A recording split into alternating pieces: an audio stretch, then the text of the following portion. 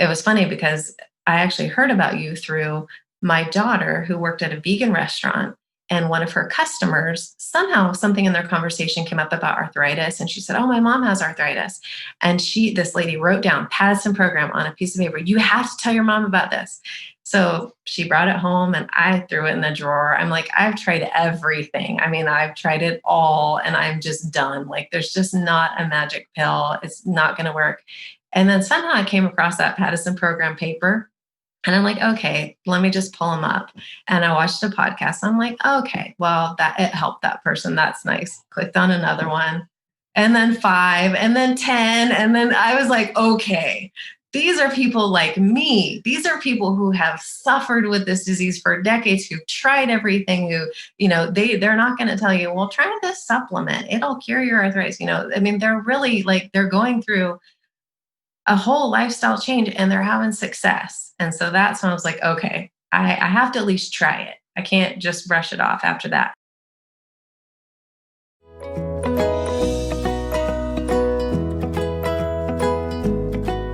Welcome, everyone, to today's episode. We're speaking with Karra, and she has had rheumatoid arthritis for a very long time. But we are going to dwell on the positives and the inspirational period of that time the most, which is the last period where she has transformed her life by shifting to the Paddison Program and making a lot of lifestyle changes. And we've just been discussing the significant amount of improvements, and it's phenomenal. And so Karra is going to share her story and what worked for her and what she's doing, and why the future looks so much better at the moment after making these changes. So Karra, thank you so much for coming on this episode. Oh, it is a great pleasure, something that I've looked forward to and was kind of a goal of mine from the beginning. Super, super excited. Just like you said, I got arthritis when I was very young. I was 11 years old. And there's just a lot of years of struggling and not being able to figure out, why is my body doing this? And, some dark days. And then after finding your program and making changes and work, obviously, things are totally different, to where I feel like I'm now in control of my body and control of the disease rather than it controlling me, and just such a brighter perspective, and feeling so much better in life in general. You get a sense of excitement. I use that word. I've thought this through very carefully whenever I've felt, absolutely perfect in terms of like zero inflammation. And there are times when I haven't. And so when it feels like, I've absolutely got this, those times I best describe as excitement, because you just think of the possibilities. You think of the lack of heaviness and the lack of worry and the lack of concern. Would you describe it as excitement at the moment, or what other words would you use?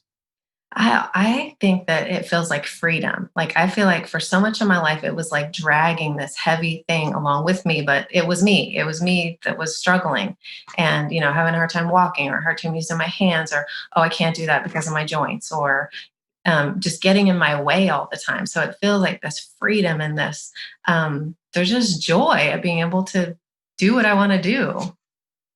How Yeah. much would you say that your life, given that you were diagnosed at 11, how much of your mind and thought has been consumed by this health condition?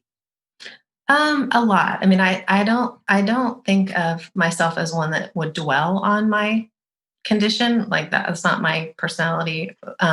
But it was just something that would get in the way, when you're trying to get from point A to point B, you're trying to do something, or you got to think about your medication, or you're, constantly going to the doctor and they don't have good news for you. And so there's just a lot of disappointment and this kind of dark cloud. And it's kind of like that dark cloud is gone. And, it's exciting.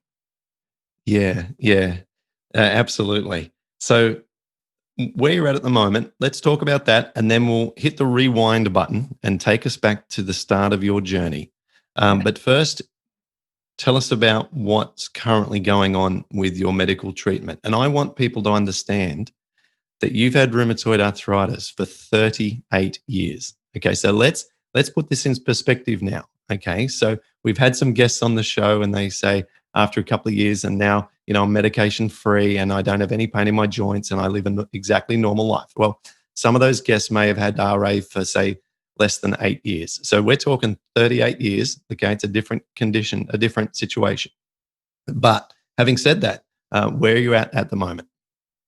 Well, for the last 2 years, I've been on Humira. Well, actually, the last 3 years, I've been on Humira. The last 2 years, I've been taking my injections not weekly, but every 2 to 4 months. So I've stretched it out quite a bit in between. And I've gone as long as 5 months at a time without it. And it's not like, I'm hurting and like trying to stretch it out. It's like, I just don't need the drug. So it's been fantastic. I have an amazing rheumatologist. I love her. Shout out to her because there's so many that are bad. And over my decades of arthritis, I've had bad ones. My previous rheumatologist told me just point blank to my face, what you eat doesn't affect your joints in any way. And I just thought, you have got to get your head out of the stone ages and wake up because that's not where we're at. So, but it takes a long time. I've heard 17 years for clinical research to actually get into mainstream medical, the office where they're actually prescribing and telling you what to do. So it took about 17 years. But anyway, fabulous rheumatologist. She has been so patient with me. I've gone on, she calls them drug holidays, where you start and stop your drug over the years. But I always am, crawling back, give me the drugs, give me the drugs. And now it's not like that. So the most recent time when I was like a year ago, a little more than a year ago, she just said, whatever you're doing is working and you need to keep doing what you're doing. I actually have a quote from her where she said that she believes that medical advances in gut immunology will be the greatest game changer for rheumatology in the future. So she is like on board, like this is a real thing. She even remembered your name the next time I went back, like you still on that Paddison program, and I gave her the handout that you give to us and for physicians. And so she is on board. She doesn't exactly know what to do with me because she said she's just got a handful of patients that can stretch out to like maybe 4 weeks, but I'm going 4 months. So she's like, okay, she's like, all I know to do is we're going to see if you have antibodies forming for the Humira, because if you do, it's going to stop working. But if you don't, then you can stretch it out, no problem. No antibodies. So we're just on the stretch out program and it's working great. Absolutely brilliant. What an amazing woman. What an amazing woman. Yeah, she is. My rheumatologist also, amazing man. So, you need to have these health partners. They're a partner, aren't they, really? You've got all your partners around. You've got your loved ones who are partners in your healing journey and your friends, and you're a member of Rheumatoid Support. So we've been all your partner for a long time as well. But, to have the one that has the authority of the knowledge of your condition to also support what you're doing. It's so empowering. And I'm not sure if you joined us on the support call we had just a couple of days ago with Dr. Munoz or not. I don't remember if I I think saw it's your here. name in the chat bar. But we were talking about two things in there um, relevant to what you've just said.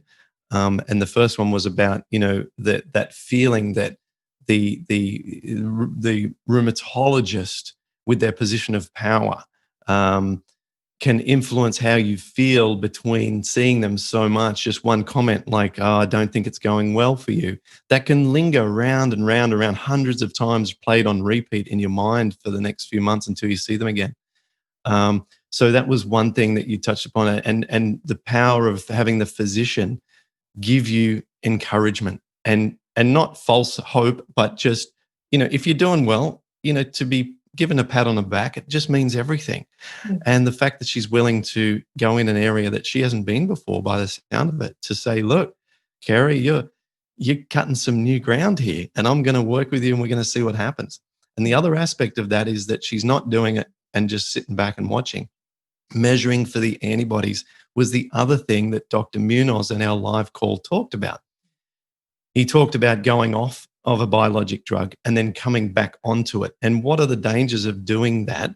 And he spoke about having the ability to test for antibodies. So you can test to see if your body's going to develop an immunological response to the actual drug. And so you have just, stepped in that same footprint as what we just spoke about just days ago. So, absolutely. And that's really, really cool. So she's doing everything from a medical viewpoint to make sure what you're doing is safe. And you're doing everything from the natural angle to make sure everything you're doing keeps you as healthy as possible. Yeah. So it's a One great other, combo. one other thing that she actually brought up at one of our meetings, and I took notes because I didn't even remember this, but she pointed out that in reviewing my notes, that the last time or a previous time that I had come off of the drugs or off of Humira, that I had ups and downs, and I was kind of struggling. But this time I went from like struggling taking the drug, like nothing. And then I had this massive just inflammation in one joint. So she was like, you're making progress. She's pointing out to me, you're making progress because you didn't have ups and downs in between. So it was almost like she was excited for the way things were going. So really Mm. excited about it too. There's going to be some people listening to this or watching this say, I wonder if she does telemedicine consultations. So I won't put you on the spot, but perhaps afterwards you can email me and let me know. We might have a response before we publish this and ask her if she'd be interested, because I know I'm going to get that question. Who is Karra's rheumatologist? Yeah. So we're building a library of awesome rheumatologists. I now have a handful. And we can always add to the list, especially if they do telehealth consultations because of our worldwide audience. Yeah. So, excuse me. So that's amazing to be able to spread out dosages of your Humira to such, long amount of time without getting symptoms. And then and you just said you got a reaction in one of your joints. Do you does it come on suddenly when you need to take your dose, and do you decide when you're going to do it? Yeah. I It doesn't usually come on suddenly. Usually it would be like, a little bit of an ache. And, I don't jump right on the meds right when I have a little bit of an ache. I kind of, I ramp up the exercise. I make sure, pull back on my diet if I've been, being, you know, not wild, but, I pull back on that and I give it some time. But like with this joint, it started like it was my foot, my left foot, and it started being achy, and I was keeping tabs on what it was doing, and then it just blew up. I mean, it was like this massive balloon, and it was like, okay, this is just not happening. But none of my other joints hurt, which I've had Mm. joint pain in pretty much all my joints. I mean, I've had feet, knees, ankles, hips, shoulders, hands. I mean, it's been everywhere. Um so the fact that it was only this one joint and it was like, pretty good swelling, that was the indicator it's time to get on. But when I went to um, the doctor and we were discussing like being on the meds and when to take it, when not to take it, I said, I don't feel like I should take an injection if I'm not having an inflammation or any pain. And she said, I totally agree with you. She said, let's space it out. She said, if you don't have pain over 2 weeks, wait 2 weeks. If it's 3 weeks, a month, if it's 2 months, if it's 3 months, just wait until you need it. And so I was just thrilled that she was on board with me and agreeing that, yeah, if you don't need the drug, don't take the drug. And she also told me that the effectiveness of the drug is 2 weeks. She said that it stays in your body. I had this written down. She said it has a half life of 6 weeks, but the actual effectiveness is only 2 weeks. So whatever's happening, it's not that, oh, the drug is lasting longer for me. So anyway. It's tremendous. Oh no, it's tremendous. Yeah. It's just sensational. I'm just still in awe of the situation. I mean, you would be kind of brought onto stage at a rheumatology conference and said, here is someone who's going to blow your mind, and in front of a group of 400 rheumatology experts, your situation would raise 400 eyebrows. And they would say, what? So she's had it for nearly 4 decades, and now she's, spacing Humira, 4 months apart and not seeing symptoms often until 3 to 4 months. I mean, so let's delve deeply into this, because in case someone's first time on our podcast here, they're going to be wondering, well, what the heck has she done? Okay, so let's go there. Let's go there. You've obviously changed to a plant-based diet. You've eliminated all, especially cooked oils, and oils in general is my recommendation.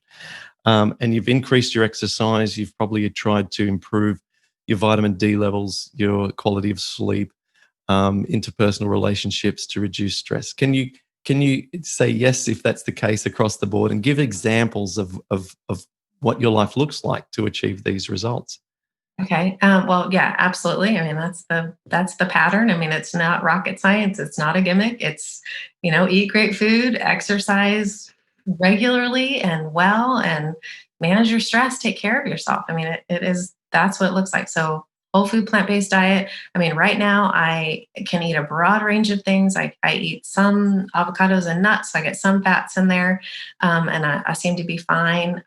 Really, the only food I've found a problem with is quinoa, but everything else seems to be fine. I stay away from pretty much processed foods, and yeah, don't eat any animal products and things like that. And I actually, because I was on the drug when I started the program, started with the broad vegan diet. I didn't start on the elimination thing because I didn't have pain. So I was emailing you, and that was kind of your recommendation, like start the Paddison program backwards.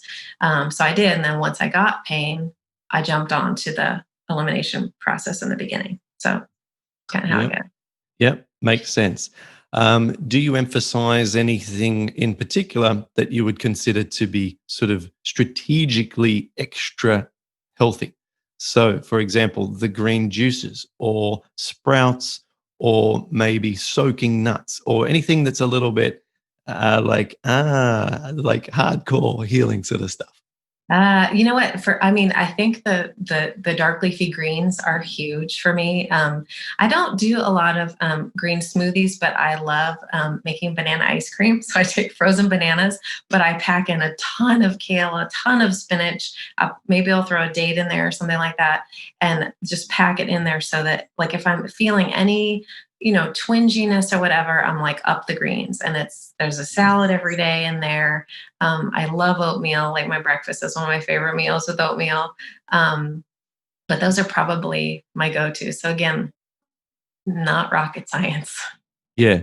Well, it's not rocket science, but it's not done by many people. It might Yeah, be done by our audience, our community, yeah, but it's the magic formula that's not done by many. yeah. So, for example, if I'm just going to take a wild guess, if we were to survey 100 people from the general public, who, let's say 100 people that come into the average rheumatologist, maybe only 10% of them might have oatmeal for breakfast. And then if you say, well, how many of them get their recommended serving of leafy greens each day? That might only be 2%. And then what about the amount of leafy greens that we recommend on our program that you and I know is like the backbone of gut Mhm. health? Right, Zero. right. Like, lucky to get one. Yeah. So this is the importance of us, digging deeper into, okay, what are you doing differently than everyone else? And yes, all the things that I rattled off in a moment ago, and those, of course, are the things you're doing. But what are the details here? What are the extra details? So I love that, just reinforcement from as many of us as we can.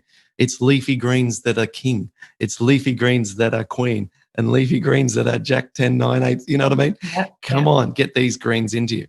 So that's awesome. Okay. And then, and you're able to eat your oats. We did a podcast, I don't know if you might recall, but it was a couple of years ago. It was called Eat Your Oats with Dr. Richard Matthews, and he talks Mhm. all about the benefits to the microbiome of oats. So you're ticking the boxes. Okay, what about on the, or is there anything else? Anything else about diet? I mean, do you snack between meals? Do you, or do you eat big meals? Do you eat after 7 o'clock at night ever? Do you have fruits a lot besides your banana things? Anything else you can tell us? I don't snack much. Sometimes I will, but not a ton. And try to drink a lot of water. Um, and I try not to eat late at night. I find that that really messes me up, messes up my Yep. sleep. And I do so much better if I go to sleep after 2 to 3 hours of having a meal. So that's really helpful. Okay. Okay. Good. All right. Now, just before we touch upon, say, what you're doing on the exercise front, how I do want to give a little justice to all the things that you might have been through in the past, just so that we can get an idea of that without without making it sort of without going into sort of like a bit of a downer. But I mean, 11 years old, 11 years old. Do you think, first of all, that you know what's triggered it with all the knowledge you've learnt in the last couple of years? Do you think that it was because your mum drank a ton of cow's milk when you were, inside her tummy? Or do you think it was antibiotic use in early years? Or were you never breastfed? What were the risk factors, do you think, in your case, if there are any? I don't have any idea what triggered it. I mean, if it was, I don't know. I mean, I know I wasn't breastfed. I You don't weren't? know. I don't think I had high antibiotic use. Hmm. I can't remember anything. My mom, I even asked her if she could think of anything prior, and she really didn't have anything to say. So I don't really know where they came from. I did have psoriasis when I was really little. I've had that my whole life. So one autoimmune issue already, but I Yeah. don't know what started the arthritis or why it started. Well, if you, you know, I'm just speculating, and ultimately it doesn't really affect our course of action. But, if you've had psoriasis at a really young age and it wasn't an insignificant psoriasis, I mean, I know within our plant based community that I've got friends, and one of our children had a mild psoriasis, under the age of 2. No, I'd say even up until 1, and then it went away. And that's happened, I know, within our community to some other plant-based families, and then it's gone away. So, I mean, it can be almost it can be completely random. But if yours was significant and it stayed with you at a young age and it was considered sort of like autoimmune sort of arthritis, then it would indicate to me that something's happened through your, is it incubation, is that the right word? I mean, when you were, what's the word when your mum's got you in your belly? I don't know the right Gestation. word. It's gestation. Gestation, there you go. There you go. So yeah, thank you.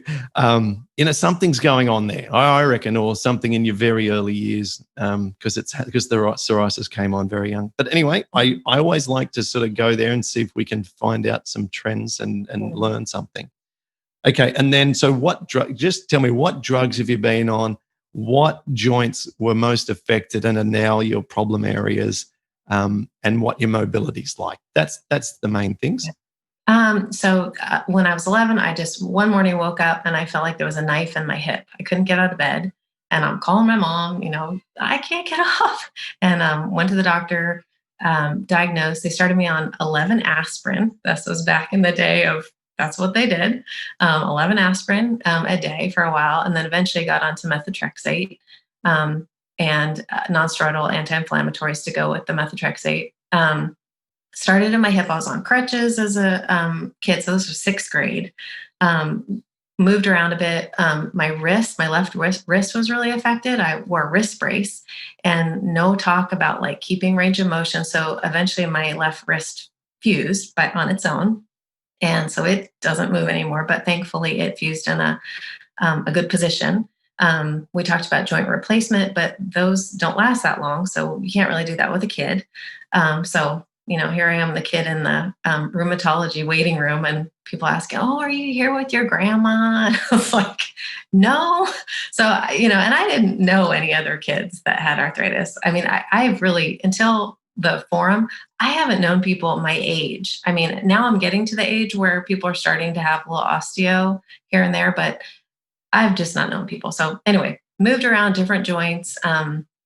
I've had it everywhere. I've had my knees drained. I've had injections everywhere. I've had my thumb fused not long ago because that joint was falling apart. So um, that just needs some more stability.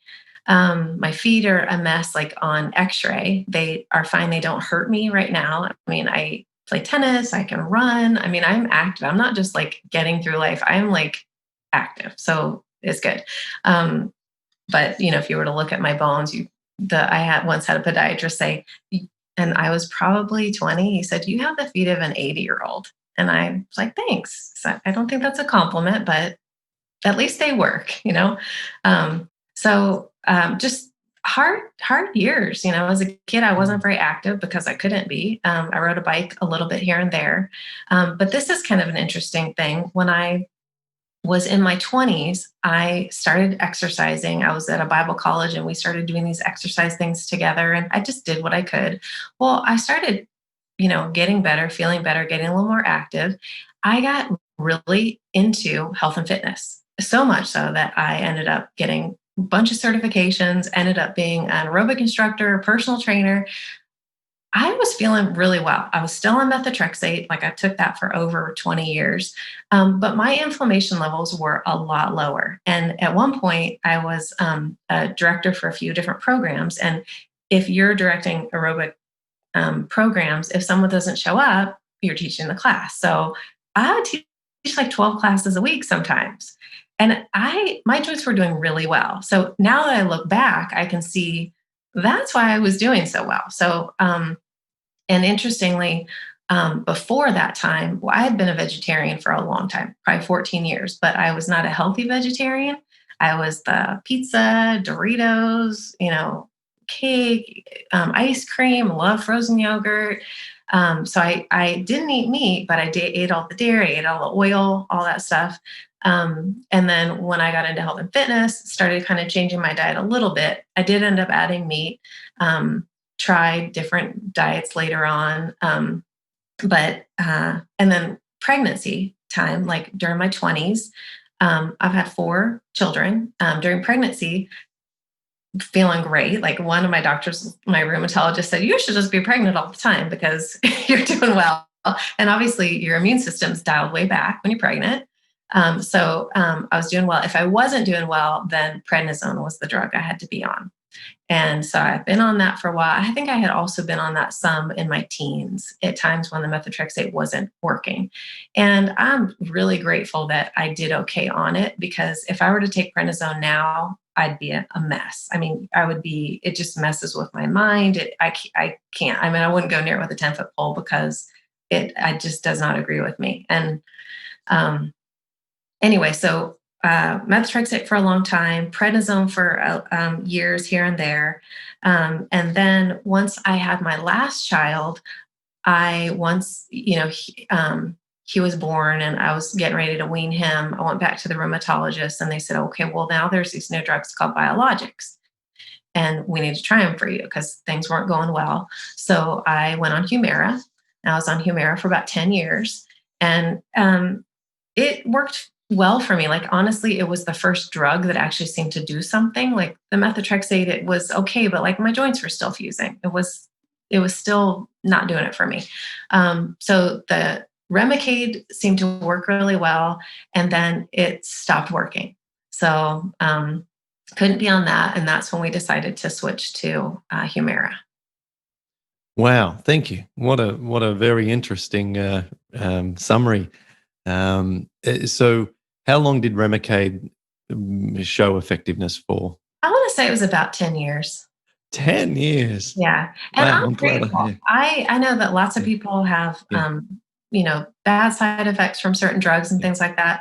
I yeah. honestly didn't. I mean, I didn't feel fantastic on methotrexate. Like I had a lot of Mm, fatigue and stuff like that, and mm, I ended up having to stop the methotrexate while I was taking the Remicade because my liver enzymes yeah. were not looking good. I've had multiple liver biopsies, and finally they're like, we just need to stop this drug. So I had to stop the methotrexate. But I didn't have bad side effects from the Humira or from the Remicade, and I'm really grateful for that because I mean it worked well for me. It did its job for the I, time.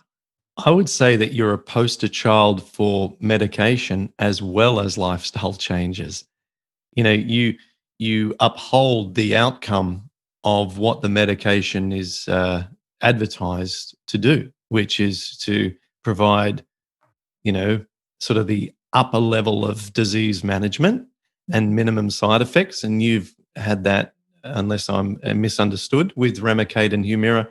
And that's fantastic. And for 38 years of rheumatoid, you're in better shape. And I'm not underestimating your challenges. I'm just saying that there are some people who certainly can't play tennis, who certainly cannot run, who have maybe trouble even getting out of a chair, who've had rheumatoid for a quarter of your time. So um, this is a valuable insight as well into the ways that the medication can give us great quality of life.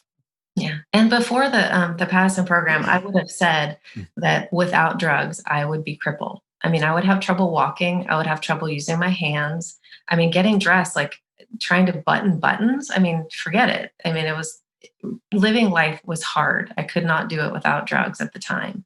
And I'm so grateful for the drugs, but at the same time, I'm so grateful that I'm not left to just treat my symptoms. I mean, I'm glad that they're there to help me. And honestly, like when I first started your program, my main objective was getting off the drugs. And I didn't have the right mindset. I really didn't. And I finally watched, you had a video about like, do I need RA drugs or something like that? And that like made it click for me that the goal is not to get off the drugs. The goal is manage the inflammation the best you can. So low inflammation is the goal, not no drugs. And that like just really changed things for me.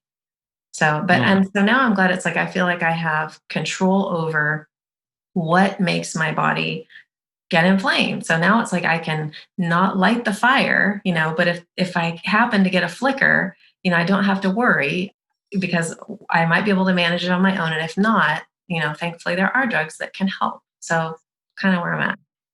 yeah, that's I've just got goosebumps. It's weird to get goosebumps about something like this, but I did because it's exactly like the aha that I hope from these kind of discussions and those kind of videos that I make because um, and thankfully we don't get accused anymore of being anti-drugs, and I never have been anti-drugs, but I think that I'm glad that we're giving a lot of time to the discussion around the effectiveness of these biologic drugs. And I'm 45. If in 10 years I want to start eating pizzas again, and I don't think that I ever will want to eat pizzas, but I'm dead set, very, very thankful that there are drugs available should I want to go and start taking some drugs again, because this disease is extraordinarily challenging. And we not, I don't think there's one person that isn't grateful that there's opportunities, either being on the medications right now or about to start medications or thinking about medications that they don't exist. I mean, they're crucial to a rheumatology approach, rheumatoid arthritis person's approach. And it's rare to not be taking them. And like you said, it's not the goal to be off drugs. That's not the goal. It's to have the lowest inflammation possible and have the best control over our situation by being the healthiest we can. That's the goal. Mhm. Absolutely. Mm. Absolutely. And it's hard work getting there. I mean, it's not like it's an easy thing. And it just makes me think of like when I first saw you on this call, I'm thinking, I'm actually talking to you. Like I've seen your face so many times. I've watched all the videos, all the podcasts, and I'm so thankful to you. And I'm so thankful for all the people who have done podcasts because it's lonely going through this by yourself. I mean, you have family that love you, but they don't understand what this is like. And they don't understand um, just how hard it is to, I mean, they get, yeah, like I would never want to change my diet. I mean, I have friends who would say, well, just take the drugs. And it's like, no, you don't understand. Like I've been on drugs for decades and I don't have the insurance that they're always going to work. They can lose effectiveness. So just having the encouragement of other people that have gone through this and seeing them.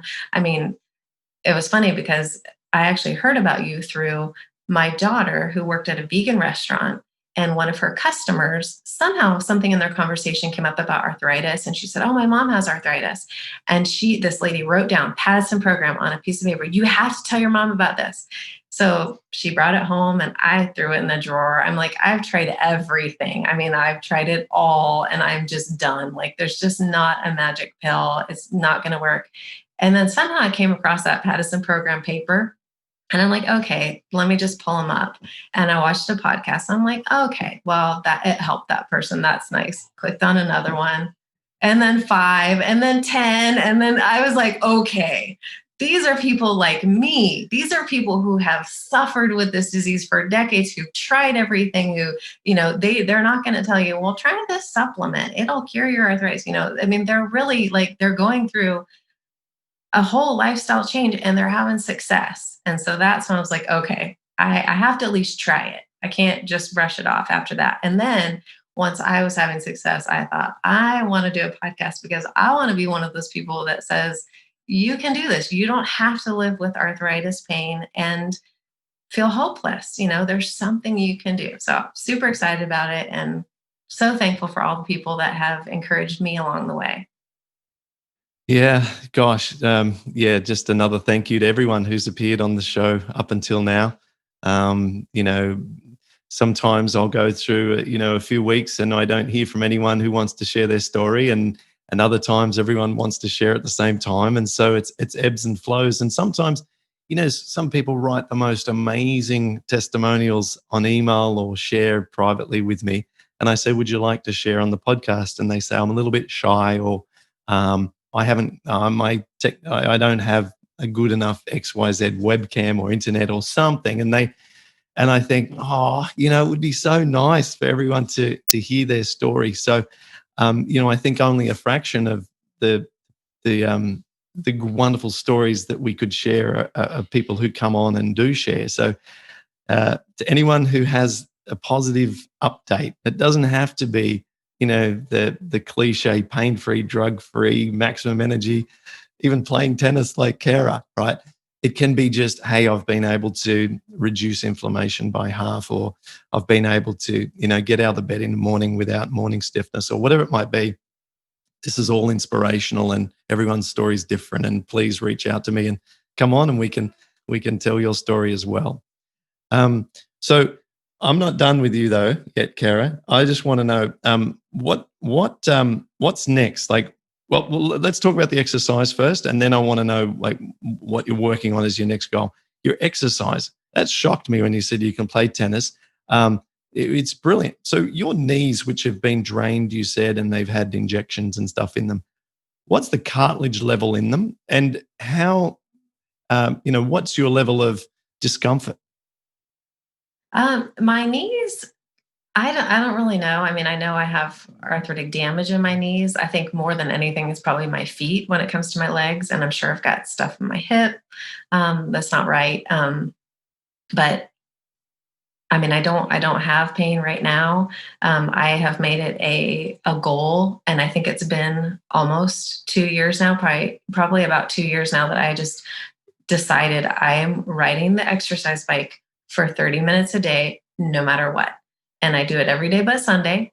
I'm on that bike. And I honestly don't think of that as my exercise. Like, I do other things besides that, but that's my thing. And honestly, I have like a lap desk that you could put on your lap. I have that on the handlebars of the bike, and I will watch podcasts while I'm on there. I will read while I'm on there. I will get on the forum while I'm on there. So that's just what I do. It's 30 minutes and no questions. It's not an if or do I feel like it. It just happens.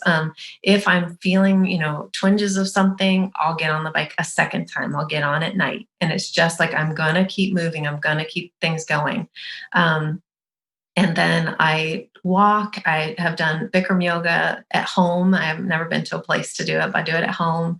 Um, and then I play tennis. I have two boys that live at home right now, teenagers, and the two boys and my husband and I go play tennis all the time, and it's a ton of fun. And the fact that I can keep up with teenagers at my age and having arthritis for this long, I'm just so grateful. I lift weights here and there. I kind of went through a phase, like, during the beginning of like going to the like cutting everything out phase where I didn't have a whole lot of energy and it was hard. So my exercise level went down besides the bike. It was like the bike is non negotiable, doing it.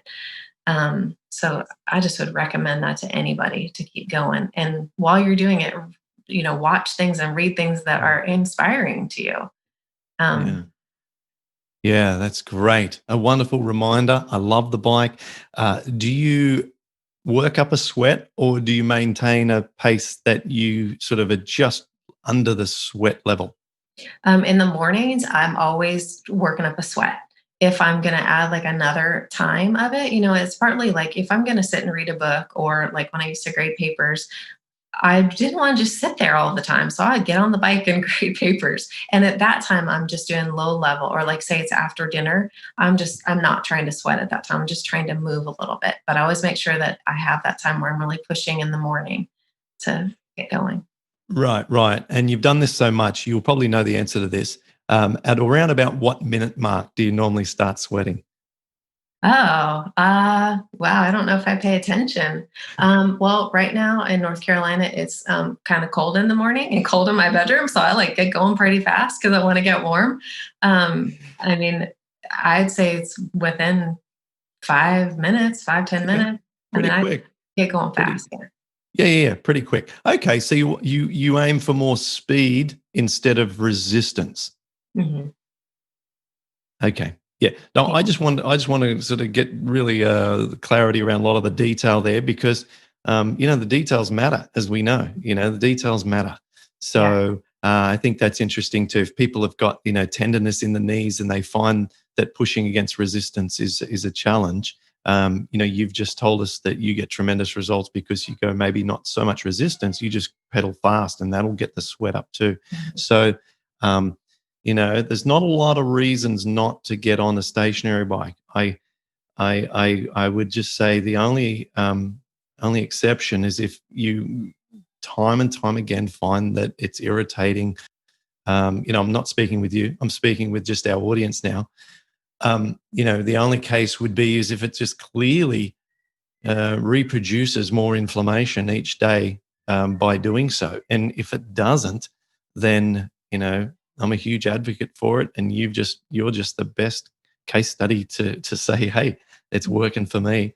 It's worked for me. Every time I go to the gym, almost every time I go to the gym, I get on the stationary bike.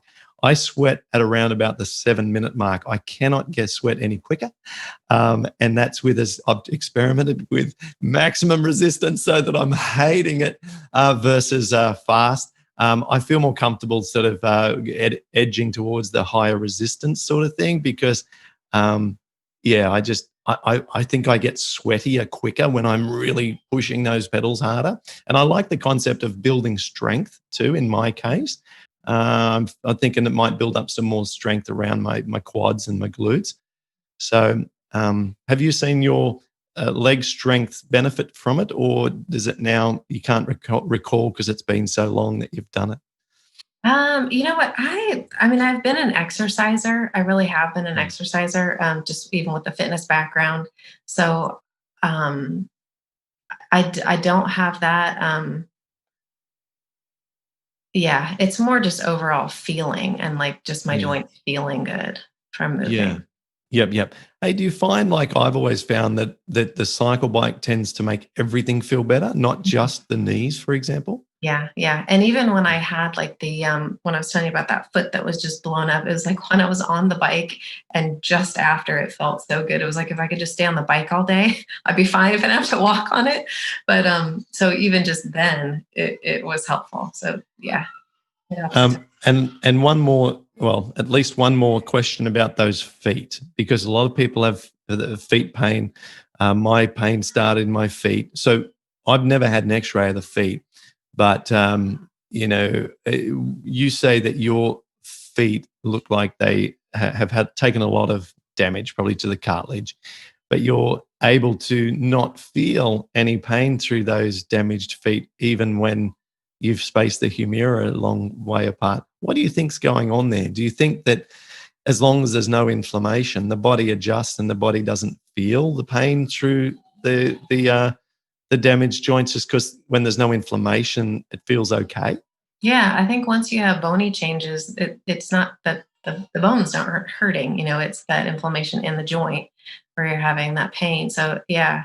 And when I was doing the program, like when I was, journaling everything I was eating and monitoring my pain, my feet were always the gauge. My feet are a 1 today, this morning. And it was that morning stiffness thing.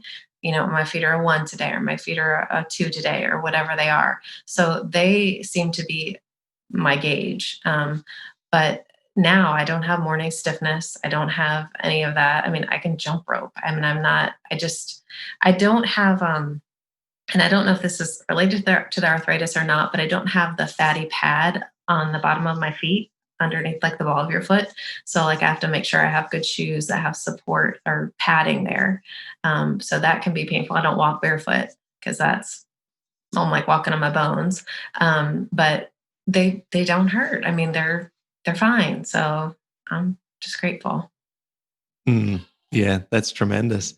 So what's next for you? That's where we'll probably wrap up. Like, what are your goals, given that you've had so much experience over the years with this condition, and also now several years under your belt with the lifestyle changes and seeing what works? What's the future look for Kara? Wow. Well, I don't know if I have goals, but I'll say like, looking back, I feel like this whole journey has kind of been like crawling out of a valley, like to where you're in this just dark whatever and climbing out, kind of like going through this whole process is hard and you feel alone and it's difficult. But then when you finally get up onto the level ground, there's some bumps and little things here and there, but it's nothing. You're like on flat ground, you're out in the open sun and it's good. So I guess I'm just looking forward to good years. And, I think about how little things that you do become patterns, and the patterns become habits, and the habits become a lifestyle. And I'm just thrilled with my lifestyle. Like, I have friends that will say, "Oh, are you going to eat meat? Do you think you'll eat meat at this time or whatever?" And I'm thinking, you know what? I am so happy with what I'm eating. I'm so happy with, fruits and vegetables. Like, honestly, like, these are the foods that God gave for us to eat, and they are fantastic. If you want an encouragement, read Dr. Greger's book, How Not to Die. I mean, he just goes over all these different foods and the medicinal properties of foods and the benefits that they have. And I'm just so grateful for these good foods to eat. And also I think of like kind foods where like I personally don't think that it's wrong to eat animals, because I think I'm a Bible believing Christian. I think that you can eat animals, but I don't think we're meant to treat them the way we treat them. And I don't want to eat animals that are treated that way. So I'm happy to not eat them. And if my body doesn't process them well anyway, I'm okay without it. I'm not missing out. So I'm just excited about, living a life where I feel good, and I feel good after I eat, and I feel good when I exercise. And um, I, I'm just happy to tell people about it. Yeah, it's lovely. And any words of encouragement to our audience who are still in that crawling out phase? Um, I would say give your body time to heal. Like, no, keep watching the podcast, because when you feel just dark and alone and like the stress of, is this going to work? And like for me, it was like, if it's not working, my joints are going to fuse and be even worse.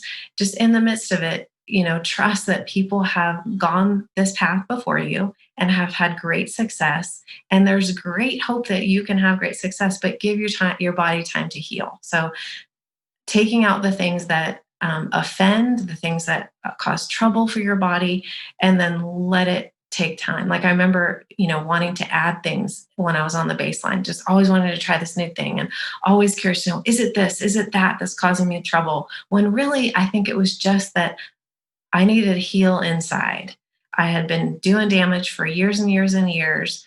I needed to heal. And then once I could heal, my body could digest things. So I remember you talking once about gluten being like, lifting heavy weights, and like if your digestive tract is not strong, you just can't go there. You have to, take it easy, lift lighter. And it's kind of like that with everything you're eating. You got to just dial it back, take some time to heal, and just having that perspective that it's going to take time, but I'm going to get there. And that's what everybody on the podcast kept saying. And that's why I'm saying it, because we need to hear it. We need it to keep coming at us, that take time. It's a process, but it will work. So that's what I would have to say. Yeah. Thank you. That's wonderful. Well, is there anything else that we haven't talked about that you had hoped to share? And it can be stuff, within topics that we've already covered if you haven't, if we didn't touch upon it, or it could be something altogether different. Is there anything that you don't want to go, oh no, I should have said that? Sometimes Okay. that happens afterwards. Um, wow. I don't know that I do. I mean, just thank you. I feel like, for decades I prayed for, let him figure something out with regard to research for arthritis, and, just hoping and all that. And it just seemed like it wasn't coming. And then it came. And even, when I heard about you, I was like, I wasn't interested at first. And then now I'm so grateful. So just thank you. Oh, thank you. Okay. My little boy's just shown up saying, let's go to the beach. And I think the timing's really, yes, we beach. Okay, we'll go soon. So thank you so much. This has just been, your smile is infectious. It's put a huge smile on my face.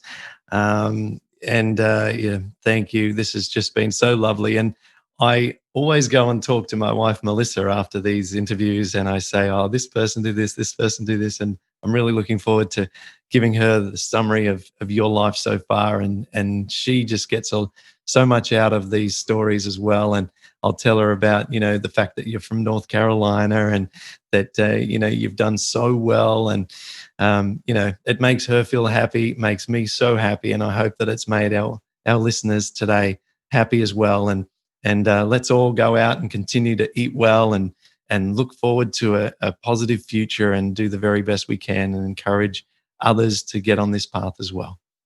Awesome. Thank you Oh, so much. and I want to thank you for being part of our rheumatoid support group, because you're always so uplifting and helping other people and so forth. So thank you. And if anyone wants to join rheumatoid support, you can chat with myself and Karra and many of the other guests that we've had on this show. And other than that, thank you. And we hope to maybe see you next time we visit North Carolina. Awesome. Love it.